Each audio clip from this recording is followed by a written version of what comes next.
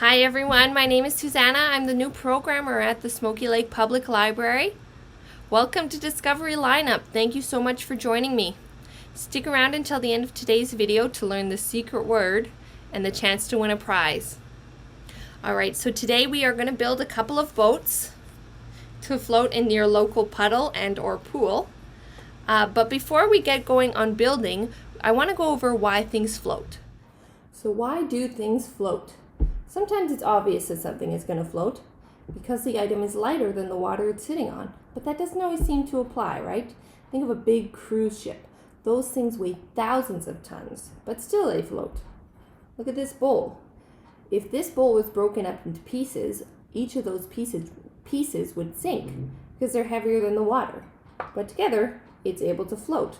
Why is it that we can fill this bowl up and up without sinking it? It all comes down to something called buoyancy. So when something is in the water, there are two forces at work. Its own weight pushing down and the force of the water pushing up. The force behind the water pushing up is based on how much water the object is moving out of the way. So even though the pieces of the bowl would sink, together they move enough water that the force pushing up can support the weight of the bowl. Now that we understand why things float, let's go build our boats.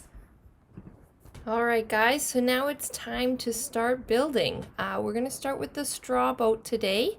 So what you need to build this straw boat, you need some duct tape, or if you don't have duct tape, some of that clear packing tape will work, just something thick and waterproof. You need some disposable straws. I'm using paper straws, they work really well, but I think plastic would work well as well. Pair of scissors. And all you need is one sheet of paper for this. Alright, so first thing you do is you take your tape and you just take one strip, about 20 centimeters, but it really doesn't matter.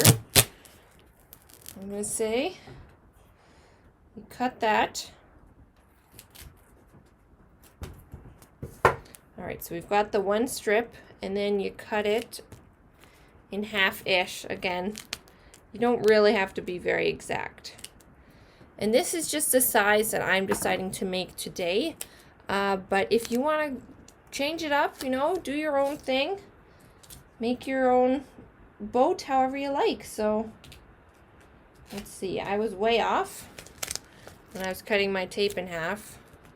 But that's alright. So you stick the two pieces together so they're just barely overlapping, but so that they stick together. Alright, so now that we've got that, that's going to be the base of our boat. Then we're going to grab our straws, and we're going to start cutting these in half. So these are going to make up the rest of the boat to make it a little bit more sturdy, right?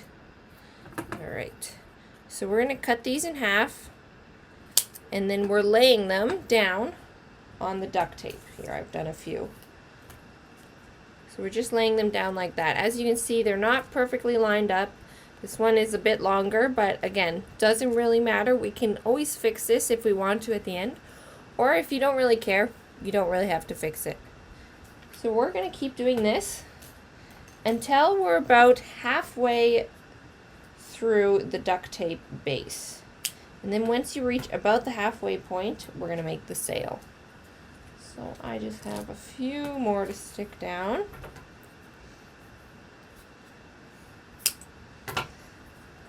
Oof, I'm not very good at cutting things evenly. Alright, one more here. Let's cut this. Alright, so now I've done about half, let's say. And then I'm going to take a whole straw, and then this is going to be the mast for our sail. So first thing first, actually, is you'll take your piece of paper, and you have to cut a sail that is a good size to fit the base of your boat. So you definitely don't want something too big, because it could sink your boat or it could just topple it over if it's too tall and too heavy. So if you want to do around the size of your base is probably as big as you want to get, or you can go a bit smaller. But if you go bigger, then you're going to be able to get a little bit more speed on your boat. All right, so I cut my square. This is it. And then you just need to cut some holes in the end. So what you do is you just fold the paper so it's close to the bottom. You don't want to go too close because then it might rip. And then you just cut. You unfold it, and then there's a slit in the paper there. And then you just have to do the same thing the other direction. Again, you just cut. And then those make some nice little holes for our straw mast to slide through. So you slide it through one side, and then you pull it, and you push it back through the other side. So there. See, mine is maybe a little bit short. You could make yours a little bit taller, and then it could have a little bit more of a bend. And then if it has a little bit more of a bend, it's going to catch that wind even better.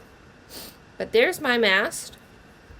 So I'm just going to squish the bottom of this straw now that I have that built up. And then this bottom is going to stick to our base. So I just squished it flat and bent it into a flat shape. So now I'm going to stick it right here onto the base of my boat. And then I'm going to pull another straw, another whole straw, and cut it in half. And I'm going to try just cover up that part that's sticking out and make sure that it's really nice and secure. So there's that. All right, now I'm going to build out the other half of my boat with the rest of my straws. So this boat is going to float pretty well, but as you can notice, there's not really any sides to this boat. It's more like a raft. It's very flat. So it's going to float really well because the straws have air in them, so that helps with the buoyancy. But it's not going to be able to hold very much, because if you push this down too much, it will just fill the straws up with water. So what you can do, if you want to make this boat a little bit more durable and a little bit better at floating, as you can cover it totally and cover up the sides. I'm not sure, that may make it a little bit heavy if your boat is too big, but it definitely will help. All right, so here's my finished boat. So I had that extra tape, I just folded it over the side, so it's a little bit extra waterproofing there. All right, and then I might just go in and trim some of these long ones that are going to get wet in the water. But there is our raft. Now we better go test it out. All right, so I've got my water, I've got my boat. Let's see how this thing floats. Pretty good. All right, let's test out the sail. There it goes. All right, so you can see this is floating pretty well. That's because these straws are filled with air, so this makes this thing very light. But this doesn't have very high sides, so I don't think it'll hold too much. Let's try it out. We've got a $2 coin, holds 2, $4, 5. Let's add 6. Oh, there it goes. So this one can't take too much weight, but it does move fast with the sail. Let's go try a different kind of boat to see how that one works. Okay guys, so now that we have built and tested out our straw boat, it's time to move on to boat number 2. So this one will be our paper boat. So all you will need is a single piece of paper. If you do want to try and make this boat a little bit more sturdy, you can also get some duct tape and some scissors and just cover one side of this sheet of paper in duct tape, and then it'll just make the bottom of your boat waterproof. I'll show you one I have already made with the duct tape, so you just can see that now it's not gonna get wet and sink, because otherwise this one that we're building, it will float, but eventually the water will get all wet and then it'll just be all wrecked. All right, but let's get going. So first thing first, we are going to grab our piece of paper and just fold it in half. Easy as that. So we fold it in half one way. Doesn't have to be very precise. And then, so now it looks like this. Fold it one more time, just the other way. All right, and you want to make sure you press down pretty hard just so that you can see the lines you're making with the creases here. All right, so now we've got a paper that looks like this. The next step is to just fold in these pages so they are like triangles, so they meet that center crease that you made on your second fold. So we'll do 1 and 2. So we'll push those down. And as you can see, these aren't lining up very much, but that's all right. Doesn't really matter. I have not been able to get everything to line up perfectly yet, but if you can, then good for you. It's pretty tough. So you can just, just make sure they're kind of matching. All right, so now we have a paper that looks like this. So next step is going to be to fold up these triangles so they're meeting the big triangles. So we'll do that on each side here. So here's how it looks now. And so we did fold each side of this paper together going one way, but now you're going to actually just separate and then fold it back the other way. So just that it follows the crease that you already made, but it's going the opposite direction. So it looks like that. Alright, so we'll do the same on this side here. I know I'm probably going a bit fast, but because we're on video, I'm hoping that you can just pause it if you need to catch up a little bit. Alright, so now it looks like this. The triangles are folded back on each side. So now what we're going to do, I'm going to go over to my second angle and we're going to pull up the pages so they meet the large triangles on the crease. So we're going to do that on each side here. All right, so here's what it looks like now. So once you've got a triangle that looks like this, we're just going to turn it to the bottom and actually open it up. And then we're just going to push these two corners together. Make sure, see, I've got a little bend in mine, so I'm just going to pop that out. I'm going to meet these two corners, and then we're going to squish it all together. So that's what it looks like now. To my second angle. All right, so now once you have this part, that, right? You are going to... We're going to fold these points up.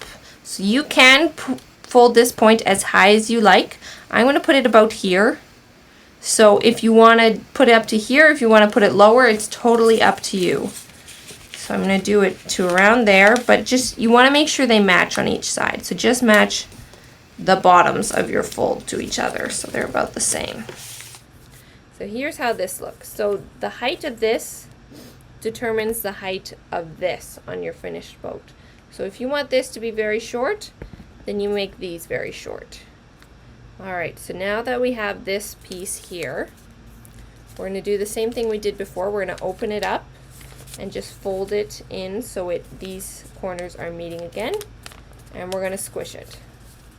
Alright, so now you can see we've got two different sides. So we've got this side with 1, 2, 3 creases, and this side with just 1, 2. So we want to look at the side with 3 creases. And then we just want to go with the outside creases, and we're going to pull it apart. So now you almost have your boat. It's probably kind of flopping around a little bit weird. So you can just kind of squish it flat, and there you go. Here's our finished boat. All right, I'm pretty happy with this one, but we better go test it out and make sure that it floats. All right, so here's our second paper boat. Let's give this one a try. So let's just plop it in there. Pretty well. This boat is floating pretty nicely. You can see it can be pushed a little bit deeper than the other one because of the high side. So you can probably fill this one up a little bit more. Let's give it another try with our coins. All right, so we've got 2, 4, 5, 6, starting to sink. Let's go 7. Let's see if we can make it to 7. Oh, there it goes. So you can fill it up a little bit more.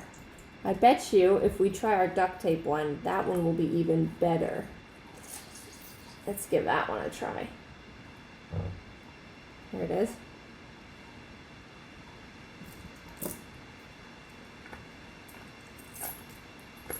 Yeah, this one's holding up really nicely because it's waterproof as well.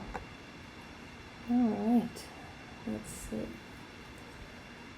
All right, guys, so I'm going to keep playing around with these. Now that you know kind of how boats work, you can try your own designs.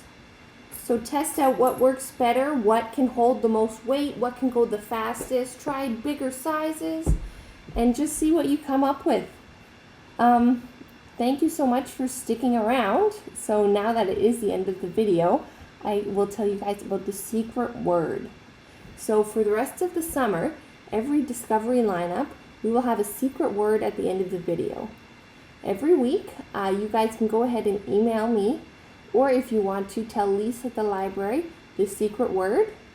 And then at the end of the summer, if you have every single secret word together, then you have the chance to win a prize.